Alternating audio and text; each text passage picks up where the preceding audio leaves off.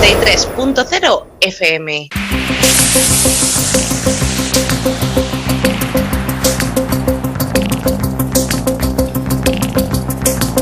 En la frontera del tiempo. Un espacio de ciencia, naturaleza y tecnología del futuro. De lunes a viernes, de 9 a 10 de la noche, a través de la 93.0 de su frecuencia modulada en cadena.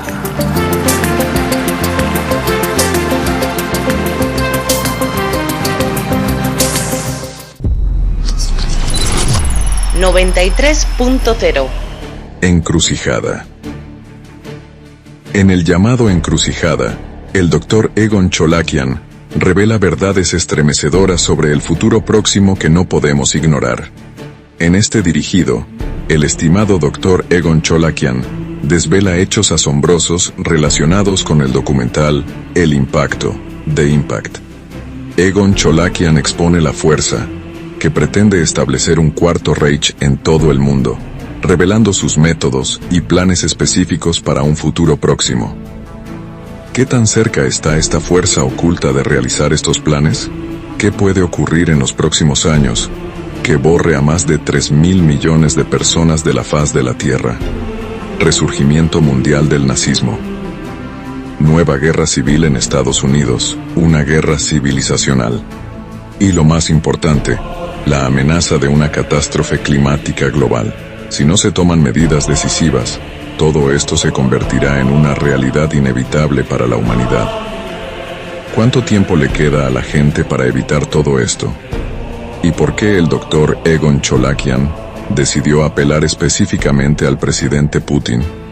El Dr. Egon Cholakian revela las respuestas a todas estas y otras preguntas en este llamado único, Encrucijada. Traducción: el video original en inglés, publicado en el canal oficial EarthSaveScienceCollaborative.com, segunda parte. Escucha la 93 FM, en tu dial 93 en frecuencia modulada y online en www.la93fm.com.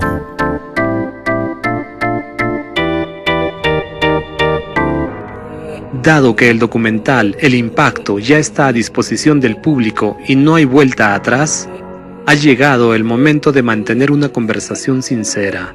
Esta conversación solo abordará parcialmente los temas planteados en el documental. El objetivo principal de mi discurso de hoy es un intento de salvar al mundo de la inevitable destrucción hacia la que se está dirigiendo. La causa de esta destrucción actual puede rastrearse hasta un individuo concreto que tiene el poder de resolver un problema global o permitir conscientemente que llegue a su lógico y trágico final. Me refiero ahora al señor Vladimir Putin. Espero sinceramente que la información que presentaré en este video no escape a su atención, que sea capaz de sacar conclusiones de ella y que emprenda acciones que puedan influir en el destino del mundo. Pero vayamos paso a paso. A la luz de la información presentada en el documental El Impacto, considero necesario destacar un factor crítico que socava los cimientos de la democracia y la interacción diplomática, amenazando la existencia misma de nuestra civilización, da acciones que puedan influir en el destino del mundo. Pero vayamos paso a paso.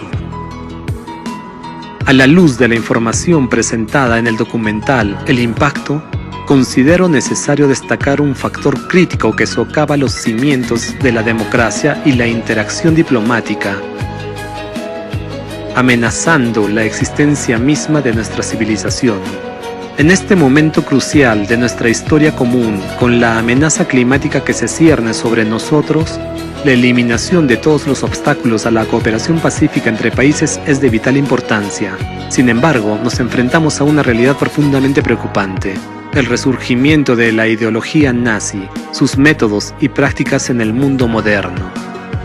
La aplicación de tecnologías avanzadas de manipulación mental que se utilizaron durante la época nazi ha creado el tablero de ajedrez geopolítico que todos observamos hoy.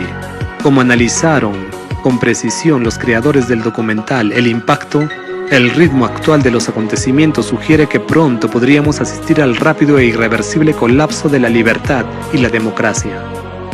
Hoy tenemos pruebas directas de que el nazismo, por desgracia, no desapareció con la caída del Tercer Reich. En ese entonces ganamos la batalla, pero aún tenemos que ganar la guerra.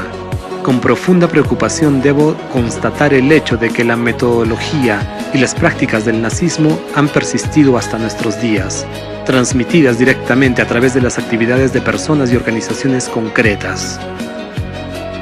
Los resultados de la minuciosa investigación llevada a cabo por los analistas y creadores del documental El Impacto demuestran de forma convincente que la identificación de estas conexiones históricas es totalmente factible.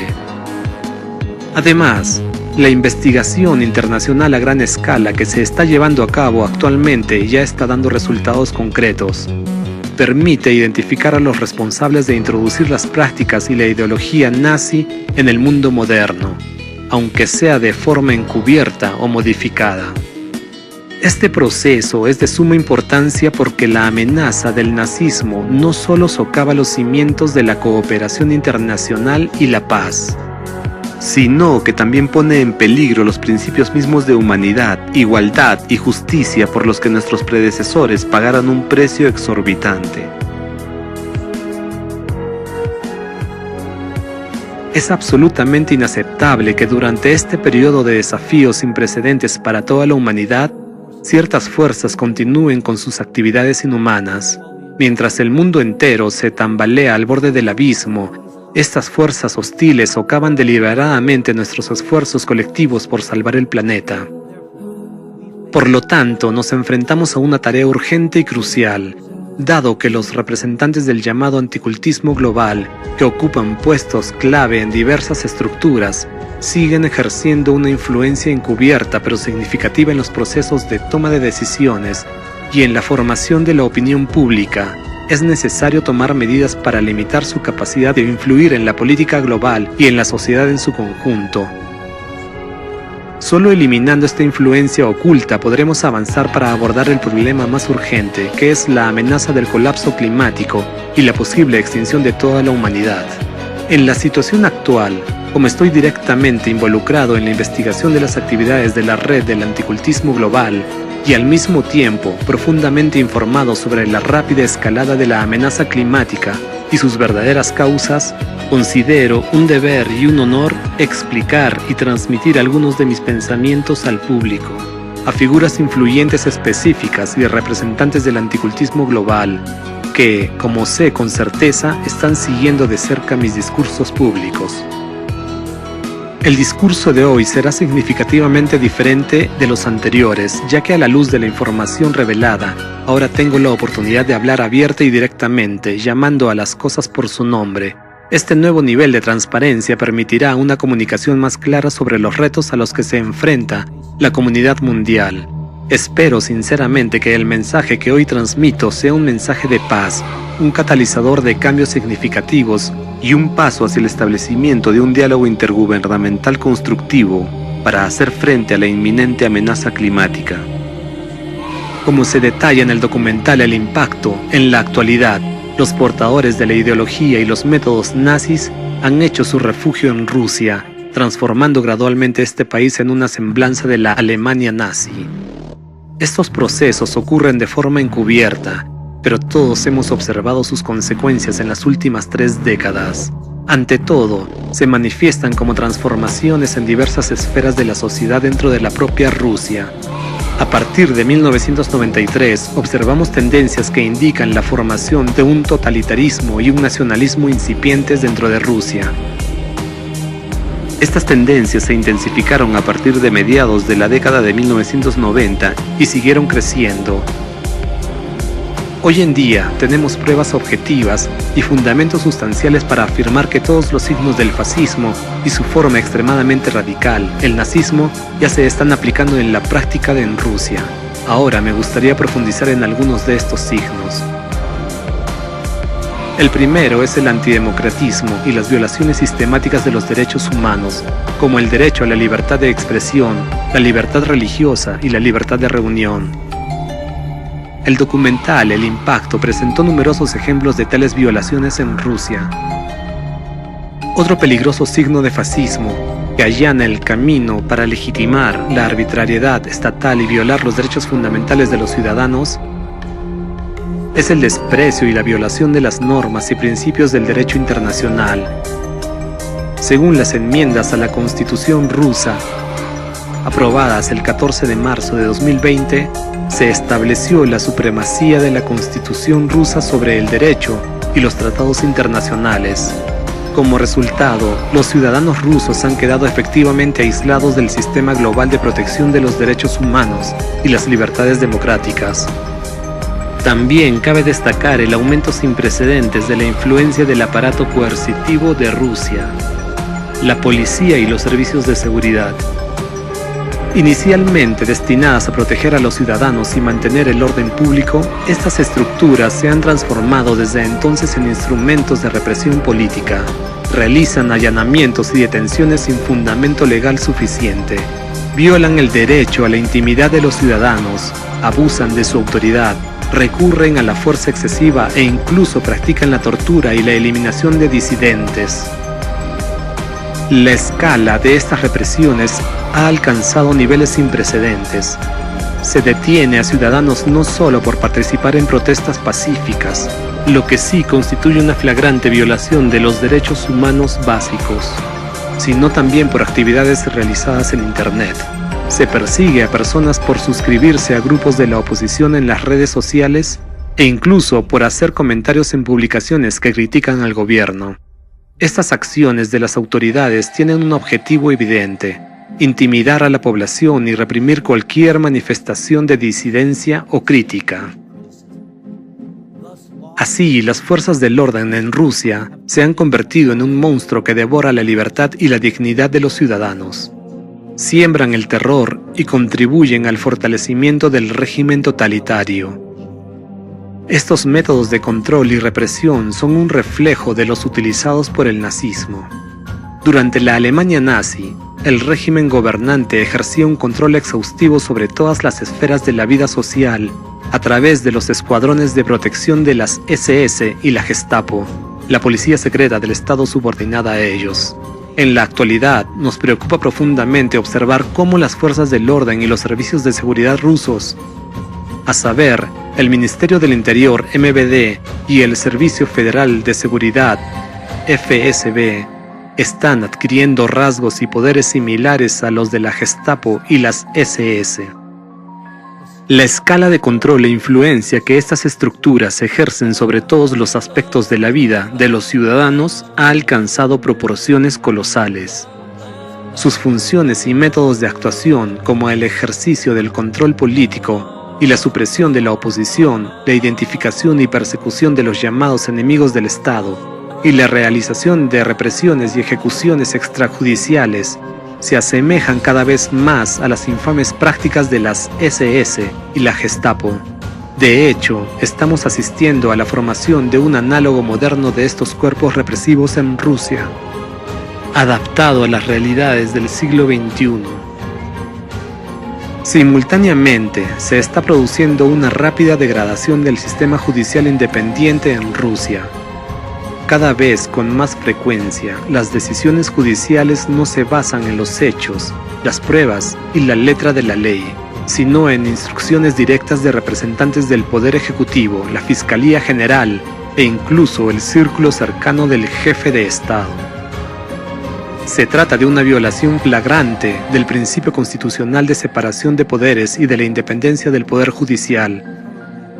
En la actualidad, los tribunales en Rusia se utilizan como instrumentos para reprimir la disidencia e incluso para llevar a cabo juicios ficticios en los que, amparándose en vagas formulaciones jurídicas, se declara a personas como extremistas o cómplices de terrorismo sin motivos suficientes. Esta tendencia es especialmente evidente en los casos relacionados con la deportación de musulmanes tras el atentado terrorista en el Crocus City Hall.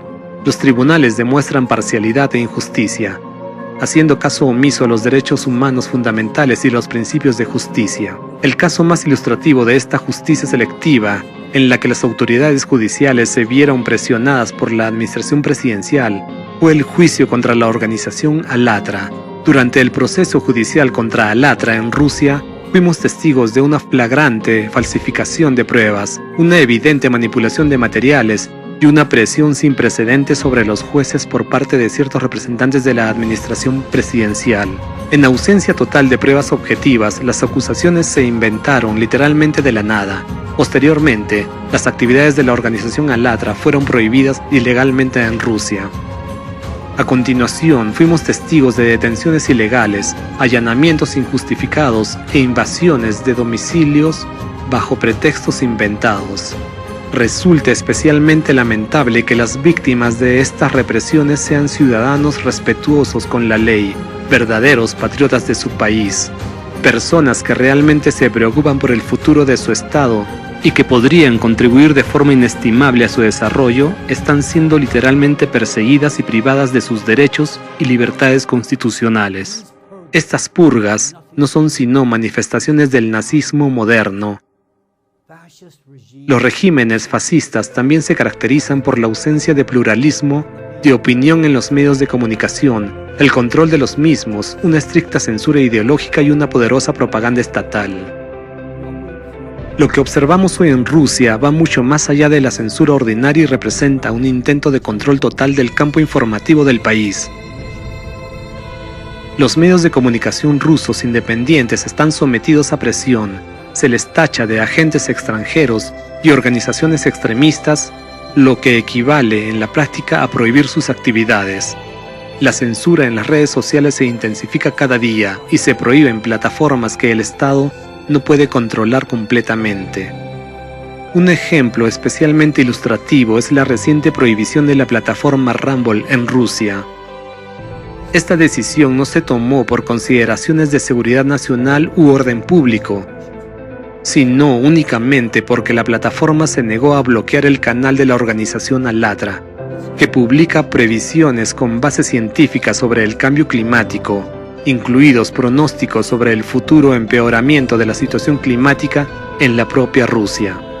En esencia, estamos presenciando un intento de ocultar a los ciudadanos información vital sobre el futuro de su propio país.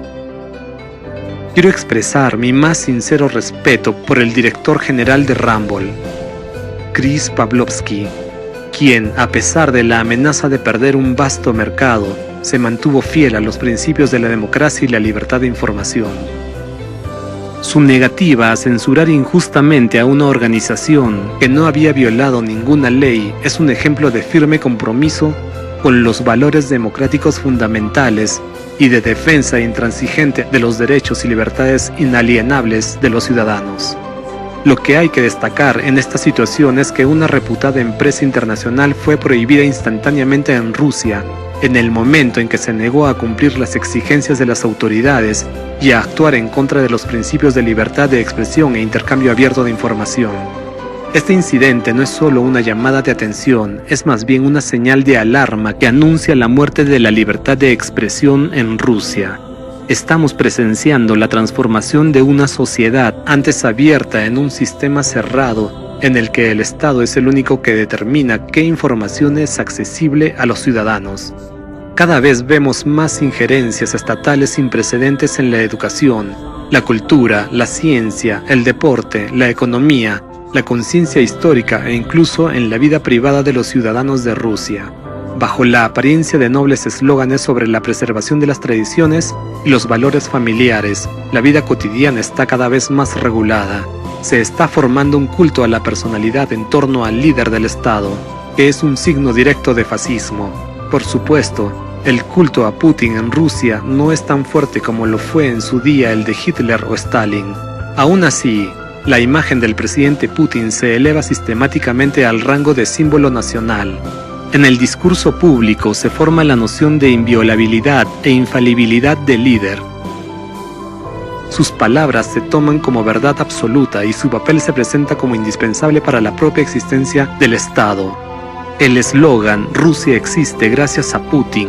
Sin Putin no hay Rusia» ilustra vívidamente esta peligrosa tendencia a equiparar la personalidad del líder con el destino de todo el país. La combinación de estos factores, monopolización del poder, represión de la disidencia y culto a la personalidad, son signos clásicos de los regímenes totalitarios y fascistas del siglo pasado. En Rusia también prevalecen el nacionalismo y el racismo. La propaganda promueve el excepcionalismo del pueblo ruso, sugiriendo superioridad sobre otros grupos étnicos que viven en el país.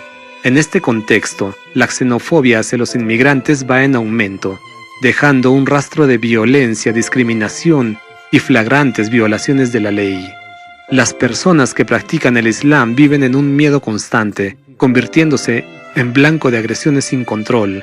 Sus derechos son pisoteados, su dignidad humillada y sus vidas amenazadas constantemente. Una señal extremadamente alarmante es que el Estado no solo no frena, sino que alienta tácitamente los estallidos nacionalistas, dándoles amplia cobertura en los medios de comunicación.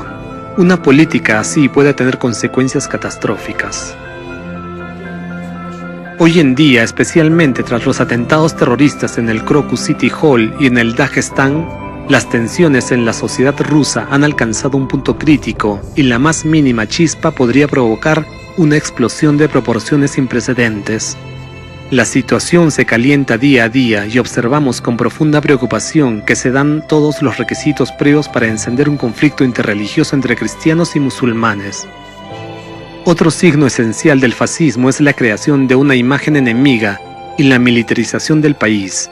El férreo control del Estado sobre los medios de comunicación abre posibilidades ilimitadas para una amplia propaganda.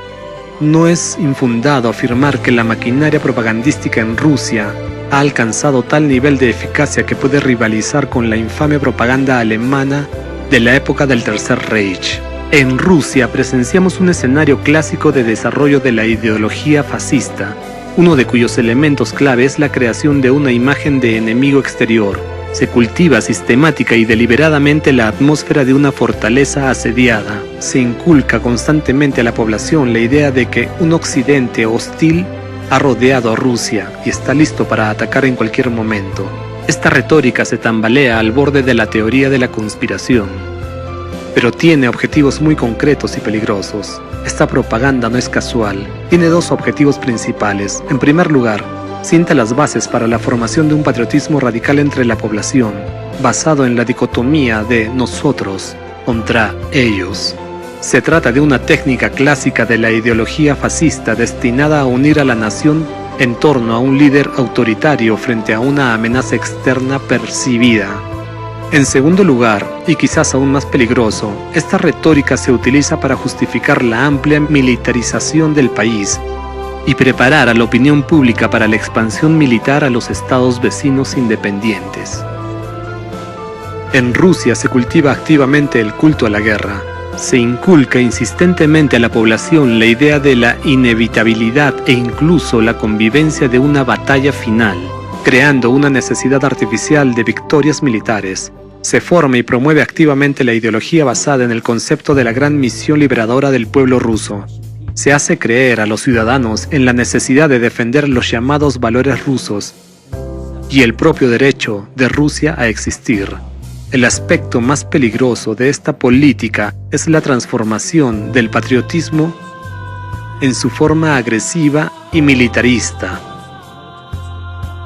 No se trata solo de propaganda estatal, sino de la creación deliberada de una necesidad psicológica entre los ciudadanos de autoafirmación agresiva en la escena internacional. Dicha propaganda no solo distorsiona la memoria histórica, la conciencia nacional y la brújula moral de la sociedad, sino que también fomenta en la población la disposición para las acciones militares. Las consecuencias de esta propaganda pueden observarse en el actual conflicto militar entre Rusia y Ucrania. La opinión pública no pudo pasar por alto las evidentes y alarmantes similitudes entre el discurso del presidente Putin del 24 de febrero del 2022 sobre el inicio de la llamada Operación Militar Especial en Ucrania y el discurso de Hitler sobre el comienzo de la guerra con Polonia en el Reichstag el 1 de septiembre de 1939, que marcó el inicio de la Segunda Guerra Mundial. En particular, tanto Putin como Hitler afirmaron que se vieron obligados a recurrir a la acción militar tras agotar todos los medios pacíficos de resolver el conflicto y no recibir apoyo a sus iniciativas pacíficas por parte de la comunidad internacional. En el discurso de Putin, como en el de Hitler, se aseguraba que los civiles no corrían peligro y que los ataques se limitarían a objetivos militares, evitando a los civiles. Afirmaciones que más tarde se demostraron falsas.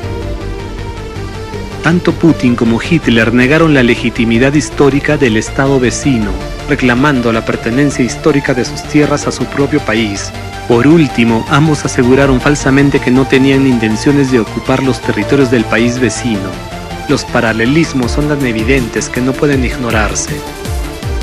El nazismo, esa monstruosa creación del siglo XX, dejó una marca indeleble de tragedia y sufrimiento en la historia de la humanidad, convirtiéndose en sinónimo de genocidio e inhumanidad.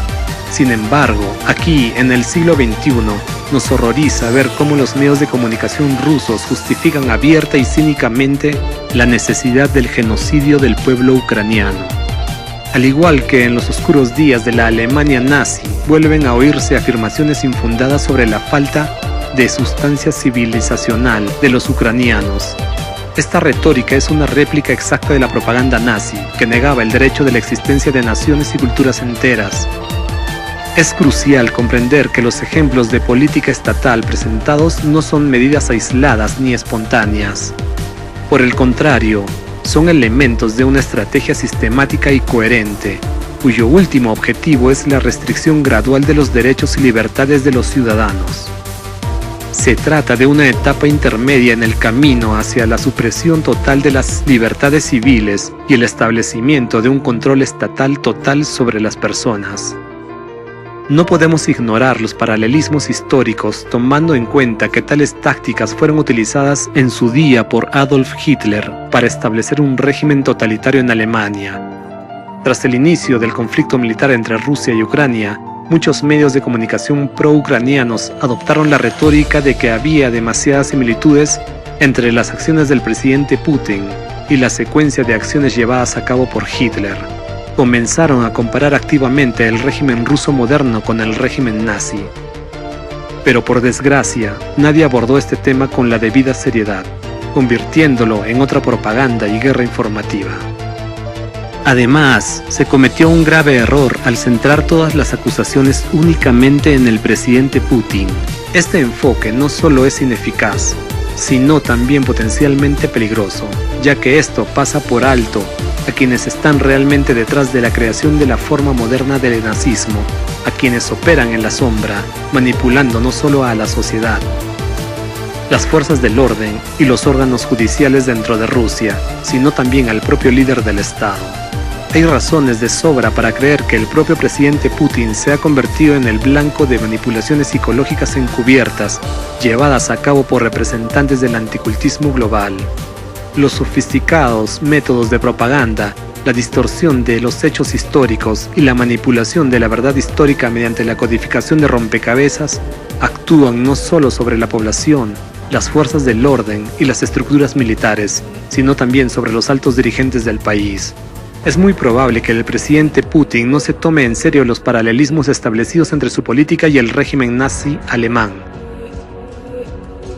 Es más, puede incluso que estas comparaciones le parezcan absurdas o ridículas. Sin embargo, tal reacción no hace sino confirmar que el jefe de Rusia se ha convertido en objeto de una sofisticada manipulación. Bajo el efecto de la influencia encubierta, es probable que esté realmente convencido de lo correcto de sus acciones y decisiones.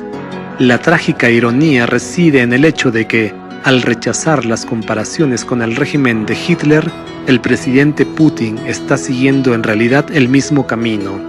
No se da cuenta de que su retórica, sus movimientos políticos y sus posturas ideológicas se parecen cada vez más a los que condujeron a la catástrofe de 1939 y 1945.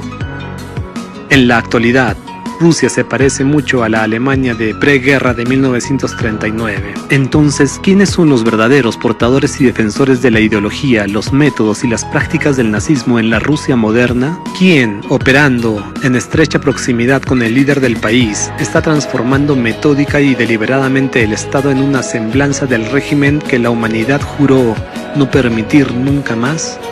¿Quién está manipulando al líder ruso, el presidente Putin, ejerciendo una influencia tan profunda que él, tal vez sin saberlo, comienza a reproducir la retórica y las acciones que reflejan inquietantemente el comportamiento de uno de los dictadores más terribles de la historia de la humanidad, Adolf Hitler? La respuesta es sencilla. Estamos presenciando un escenario dolorosamente familiar a la experiencia de la Alemania nazi. La estrecha interrelación entre el Estado y la Iglesia, reforzada por la influencia de las organizaciones anticulto, que en sí misma es también un sello distintivo de los regímenes fascistas. Esta simbiosis, como recordamos, desempeñó un papel fatal en la transformación de un partido político ordinario de nacionalsocialistas en un régimen nazi bajo el liderazgo de Hitler. Los creadores del documental El Impacto describieron con precisión cómo ocurrió entonces y cómo está ocurriendo ahora. En su día, personas sabias advirtieron de que el nazismo podría volver bajo el disfraz de la lucha contra el nazismo. 93.0.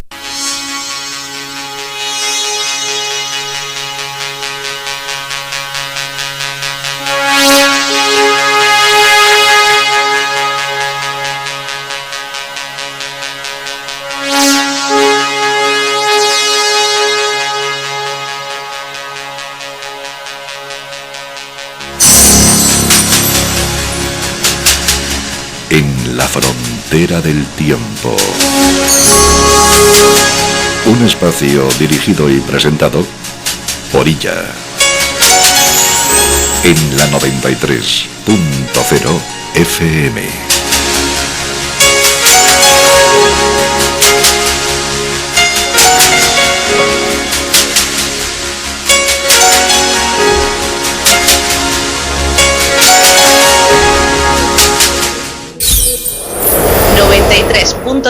FM. Para nuestro profundo pesar, estamos siendo testigos de la realización de este mismo escenario en tiempo real. Lo trágico de la situación es que Rusia, un país que sufrió pérdidas inconmensurables a causa de la agresión nazi, está ahora pasando abierta y deliberadamente a ideologías y prácticas que solo pueden describirse como el resurgimiento del fascismo en su forma más radical e inhumana, el nazismo. Una nación orgullosa de su contribución a la victoria sobre el nazismo y que ha soportado sacrificios humanos colosales, se enfrenta hoy, para nuestro profundo pesar, al resurgimiento de la ideología nazi dentro de sus fronteras. Sin embargo, la situación es mucho más peligrosa ahora que en el siglo pasado. A diferencia del Tercer Reich, los ideólogos de la forma moderna del nazismo poseen el mayor arsenal nuclear del mundo. No se trata solo de una amenaza política, sino de un riesgo existencial para toda la humanidad.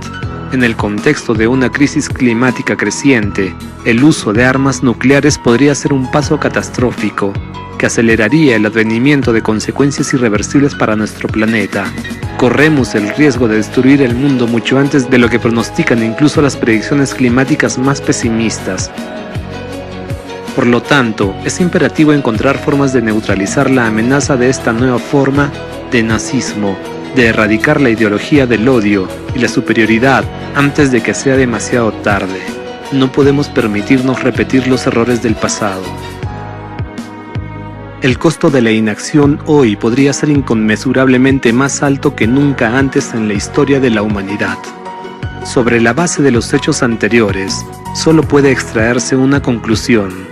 Debo afirmar con toda responsabilidad que la clave para resolver esta situación está en manos de una sola persona, el presidente Putin, líder del país donde los ideólogos del nazismo moderno han hecho su refugio y del que emana la mayor amenaza climática en la actualidad.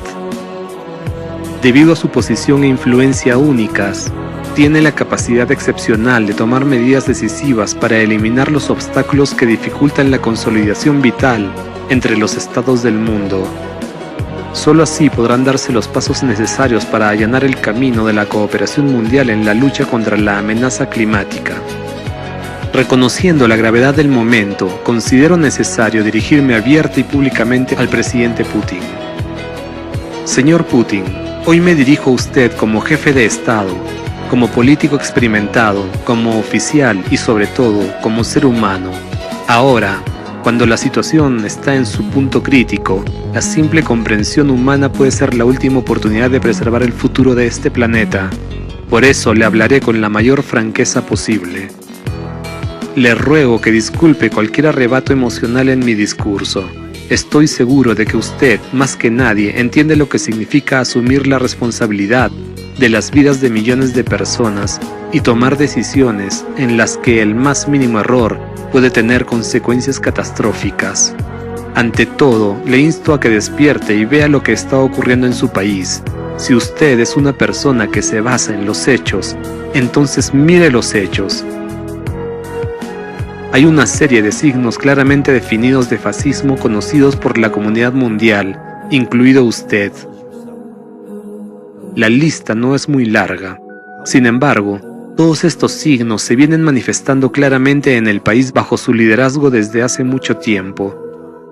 No se trata de una afirmación, opinión o suposición infundada, sino de una cruda realidad respaldada por una multitud de pruebas irrefutables. Los ejemplos concretos de signos de fascismo en su país que he mencionado hoy son solo la punta del iceberg.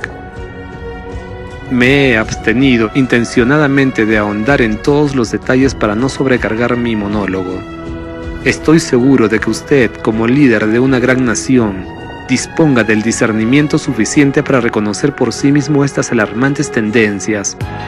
Responda a una simple pregunta, honestamente y en primer lugar a usted mismo. ¿Cuáles de los signos conocidos del fascismo están ausentes en el Estado que hoy dirige? Me temo que la respuesta es obvia. Todos los signos están presentes. Es más, en su país, justo delante de sus propios ojos, se está formando el nazismo en su forma oculta más peligrosa. En la Rusia moderna, observamos un panorama que recuerda inquietantemente a la Alemania nazi. En primer lugar, el nuevo formato del nazismo se manifiesta en las actividades de las organizaciones anticulto en Rusia y sus representantes individuales. A través de sus esfuerzos, los derechos y libertades constitucionales fundamentales de los ciudadanos de su país son sistemáticamente pisoteados. En la actualidad, han conseguido prohibir y calificar de extremistas a diversas organizaciones religiosas y laicas, así como a individuos, políticos y líderes de opinión. En Rusia ya es peligroso manifestar abiertamente una fe o una postura distintas de las impuestas por la religión titular y la ideología dominante del país. Pero los anticultistas no se han detenido ahí. Invaden activamente todos los aspectos de la vida pública, tratando de prohibir organizaciones laicas, empresas e incluso ideas concretas. Bajo la influencia de métodos encubiertos de manipulación mental, incluido el método de codificación de rompecabezas utilizado por el grupo anticulto, las fuerzas del orden y la policía de Rusia se han transformado en instrumentos de represión que recuerdan a las infames SS y Gestapo. El sistema judicial de su país también actúa cada vez más bajo los dictados de las organizaciones anticulto, llevando a cabo juicios ficticios y emitiendo decisiones ilegales. Su influencia en Rusia es tan significativa que pueden actuar en contra de la política oficial del Estado y permanecer impunes. Rusia ya es prácticamente un país totalitario, donde un comentario que critica a las autoridades o una publicación en las redes sociales puede dar lugar a acusaciones no solo de extremismo, sino de complicidad con el terrorismo, lo que puede desembocar en una causa penal y la privación de la libertad. Y en este entorno, los anticultistas tienen una sensación de total impunidad. En declaraciones públicas en los medios de comunicación, se atreven a expresar abiertamente su desacuerdo con usted, presidente Putin, a contradecirle, a acusarle, a discutir con su posición y a participar abiertamente en actividades directamente opuestas a sus declaraciones y dirigidas contra los intereses del Estado. Cabe señalar que en un país prácticamente sin libertad de expresión, los anticultistas son los únicos que pueden permitirse semejante comportamiento. Esto indica claramente su inmenso poder e influencia en su país, incluso sobre usted, señor Putin. Además, usted mismo se hace cada vez más eco de la retórica de los anticultistas. ¿Qué o quién le obliga a hacer esto? Piense en ello, Vladimir. Ya en 2012, en uno de sus discursos públicos, utilizó las narrativas de las organizaciones anticulto sobre las llamadas sectas totalitarias, una etiqueta que los representantes del anticulto han utilizado durante mucho tiempo para estigmatizar y deshumanizar a ciertos segmentos de la sociedad. Señor Putin, ¿se ha dado cuenta de que desde 2012 ha empezado bruscamente a hacerse eco de su retórica? ¿Tiene miedo? ¿O sus técnicas de manipulación psicológica también funcionan con usted? Piense en ello, y sin duda de que le hayan condicionado psicológicamente, hagamos una pequeña prueba. ¿Qué opina de los sectarios y las sectas totalitarias? ¿Qué emoción le evocan estas palabras? Al utilizar la narrativa de los anticultistas en declaraciones públicas, usted, como el más alto funcionario del país, está renunciando de hecho a una parte significativa de sus ciudadanos, esas mismas personas que le eligieron y cuyos intereses juró proteger. Además, al utilizar esta retórica, usted, presidente Putin, está declarando esencialmente a parte de su población como no humana, privada de derechos fundamentales y dignidad. Llamo su atención sobre el hecho de que esa retórica de deshumanización y alienación de una parte de la sociedad fue el punto de partida del régimen nazi, que condujo a una de las mayores tragedias de la historia de la humanidad. Al repetir las narrativas de los anticultistas, usted, señor Putin, está reconociendo su poder sobre usted. Actualmente, en Rusia, en lugar de poner freno a las actividades de los anticultistas, se están aprobando nuevas leyes bajo la tutela de los más altos dirigentes del país, dándoles de hecho carta blanca, así como las fuerzas que están detrás de sus actividades, que son los ideólogos de esta nueva forma de nazismo. Basándose en sus palabras y decretos, estas fuerzas obtienen una legitimación tácita para sus actividades inhumanas. En efecto, presidente Putin, usted las ha desatado y les ha permitido dirigir el país por la senda de la Alemania nazi. Tales tendencias revelan quién está realmente entre bastidores, determinando el curso del Estado y exponen la verdadera cara del poder en su país. Son precisamente los representantes de las organizaciones anticulto, junto con los altos dirigentes de la religión titular del país, quienes están transformando Rusia en el Cuarto Reich ante sus propios ojos, presidente Putin, y convirtiéndolo a usted en un nuevo Führer. Señor Putin, ¿de verdad no lo ve? ¿O le halaga la idea de convertirse en una mezcla de Stalin y Hitler? Por lo que sé, usted tiene un profundo conocimiento de la historia. Es imposible que usted no se dé cuenta de que los procesos que ocurren ahora en Rusia reflejan los de Alemania en 1939, e incluso se utilizan eslóganes idénticos. En la retórica moderna de la maquinaria propagandística rusa se utiliza mucho el eslogan «Somos rusos, Dios está con nosotros». Sin embargo, es importante señalar que la frase «Dios está con nosotros» se refería originalmente a los seguidores de la fe cristiana, no a la identidad nacional o étnica. Además, este eslogan tiene siniestras connotaciones históricas y no es exclusivo de la historia rusa. Por el contrario, tiene profundas raíces en la tradición militar europea, especialmente alemana. Fue utilizado durante la Primera y Segunda Guerra Mundial por los soldados alemanes, incluidos los de Wehrmacht, que llevaban hebillas de cinturón con la inscripción Gott mit uns, Dios con nosotros. La ironía del destino es que este eslogan entró en la tradición imperial rusa a través de emperadores de ascendencia alemana. El uso de este eslogan por parte de las fuerzas militares rusas modernas es un claro indicio de que los métodos de propaganda utilizados para justificar la agresión y el militarismo han permanecido inalterados durante siglos. los sucesores de las mismas fuerzas que contribuyeron a la formación del nazismo en el siglo pasado emplean hoy métodos idénticos para crear una nueva forma de ideología nazi.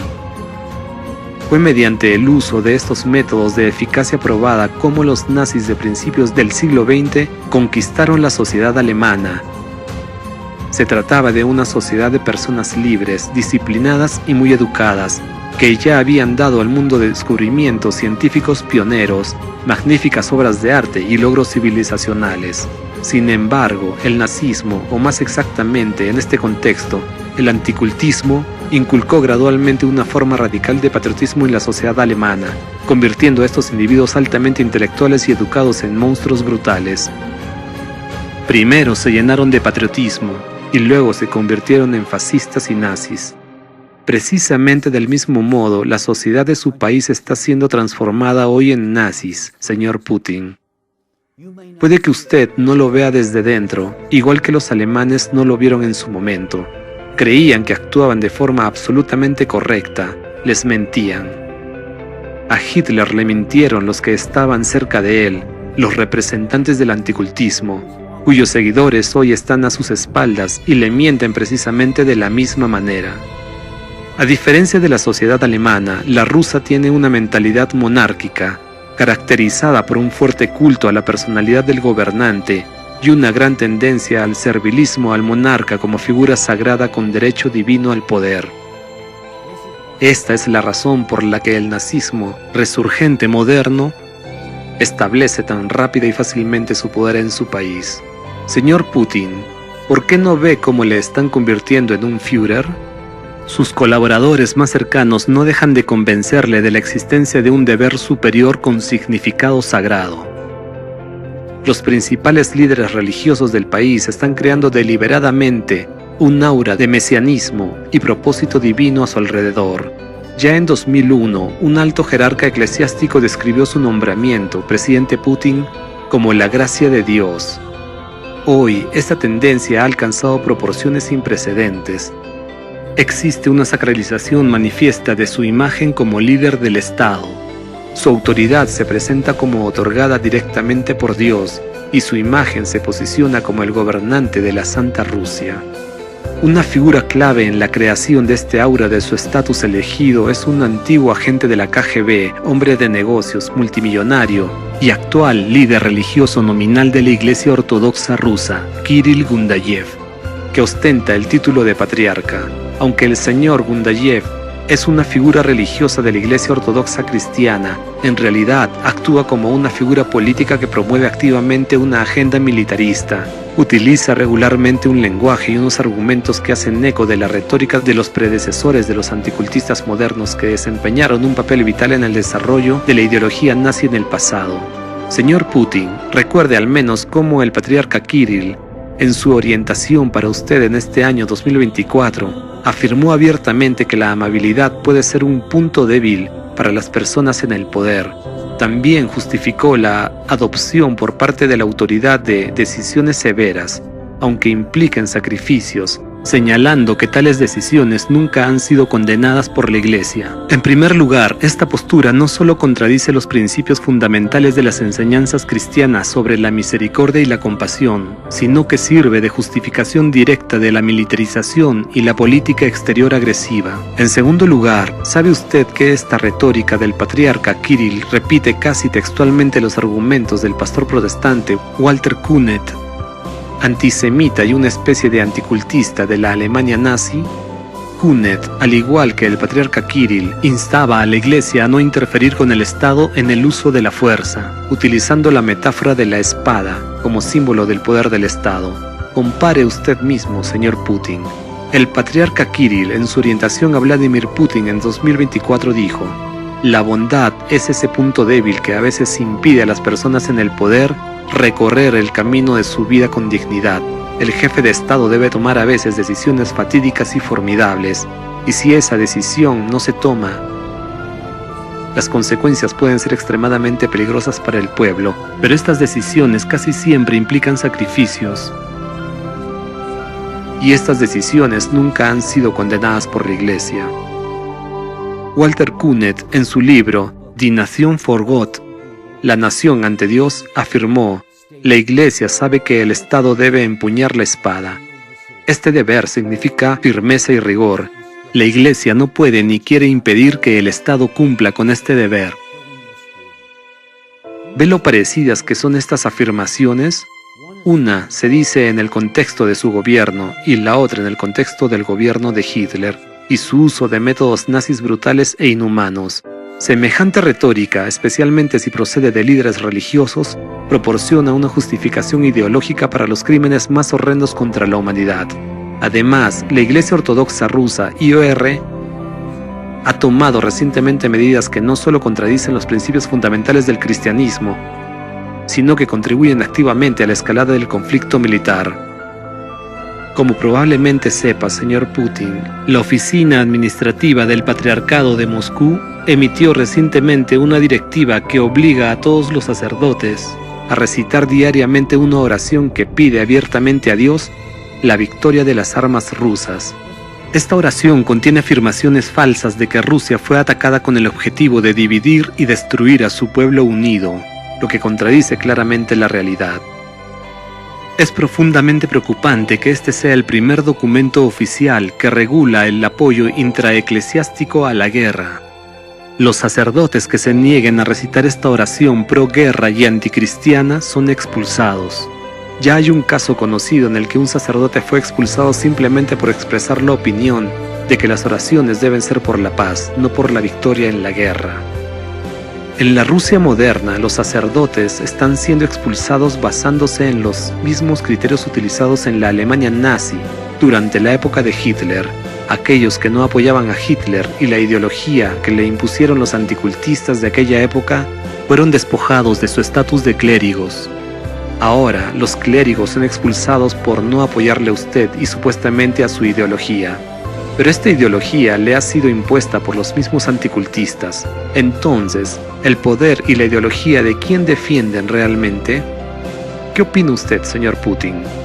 Naturalmente, usted negará la imposición de una ideología ajena a usted y afirmará que es totalmente diferente, que usted está plenamente convencido y comparte esta ideología, que es su decisión y creencia. Pero este es precisamente el fenómeno y la fuerza de la codificación de rompecabezas. Hace que la persona crea que lo que los anticultistas necesitan es su propia creencia, a menudo cegándola ante lo obvio. Este es el peligro de tal codificación psicológica. En esta ideología nazi impuesta, las acciones agresivas de la jerarquía eclesiástica no solo contradicen las enseñanzas de Cristo sobre la paz y el amor, sino que también representan una peligrosa forma de propaganda religiosa destinada a apoyar la agresión militar.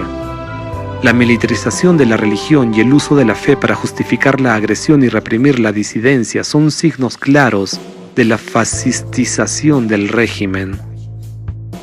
Me quedo con la pregunta, ¿por qué su iglesia se llama cristiana cuando, como puede ver usted mismo ahora, Cristo ha sido expulsado de ella? Actualmente, los representantes de la Iglesia Ortodoxa rusa declaran públicamente que no es el momento para el Nuevo Testamento traído por Cristo, sino del Antiguo Testamento, la llamada ética del Antiguo Testamento, que en su opinión permite guerras sangrientas y brutales. Lo más descorazonador es que usted con sus acciones hace eco de ellos. Mientras tanto, ellos exaltan incansablemente su imagen, presentándole como un gobernante sagrado que dirige una guerra santa. Tras su reciente inauguración, señor Putin, fuimos testigos de cómo la máxima figura religiosa del país, el patriarca de la Iglesia Ortodoxa del Patriarcado de Moscú, Kirill, en su discurso de felicitación atribuye esencialmente un estatus sagrado a su cargo gubernamental. El patriarca describió su elección para este cargo, permítanme subrayar, un cargo gubernamental en un estado laico, como un servicio que Dios le ha impuesto. Además, el patriarca Kirill afirmó que usted dirige la Santa Rusia, desdibujando así los límites entre el gobierno del Estado y un concepto religioso. Especialmente preocupante es el deseo del patriarca expresado en las palabras: Dios quiera que el final del siglo marque el final de su mandato. Esta frase legitimiza de hecho el gobierno vitalicio a los ojos de los creyentes. Escucha la 93 FM, en tu dial 93 en frecuencia modulada y online en www.la93fm.com.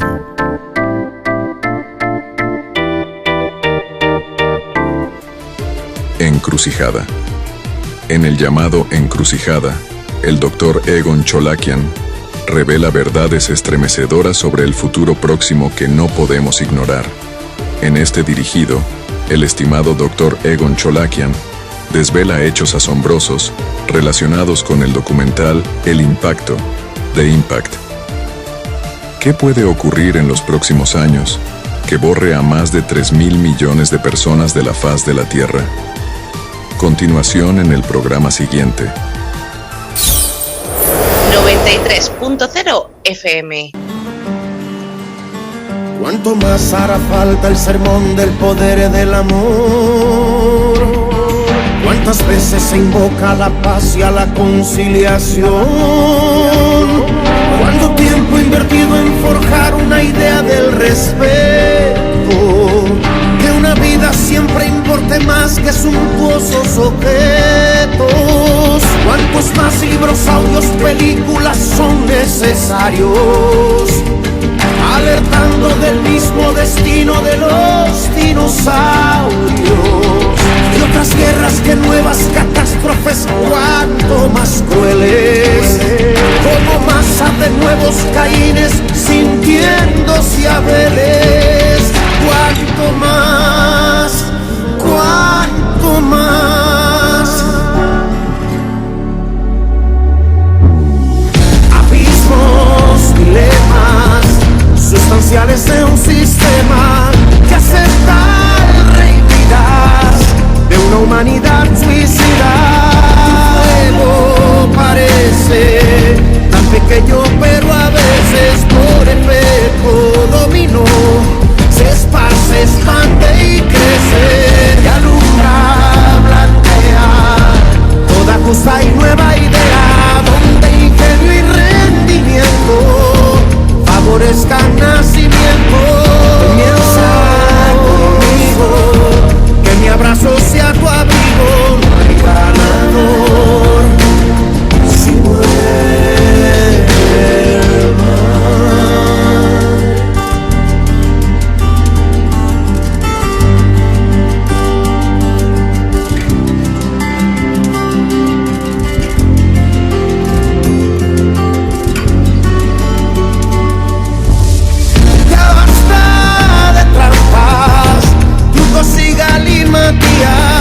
De tabular las almas, como si fueran mercancías. La lluvia y la nieve, gotas que montañas mueve. Hará falta un gran ciclón que transforme este relieve. Que la ciencia prevalezca por sobre las soldadescas. Y si toca ser soldado, sé en defensa de olvidado.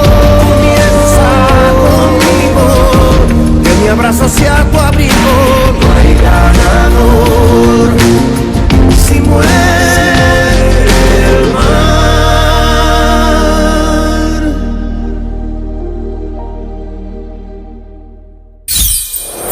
93.0 FM.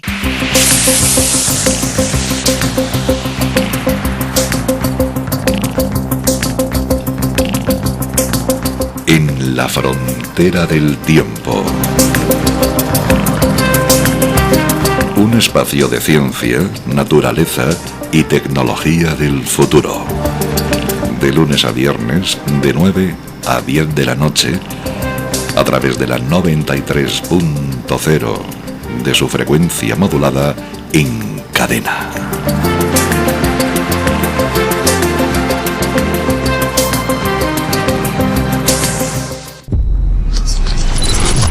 ...93.0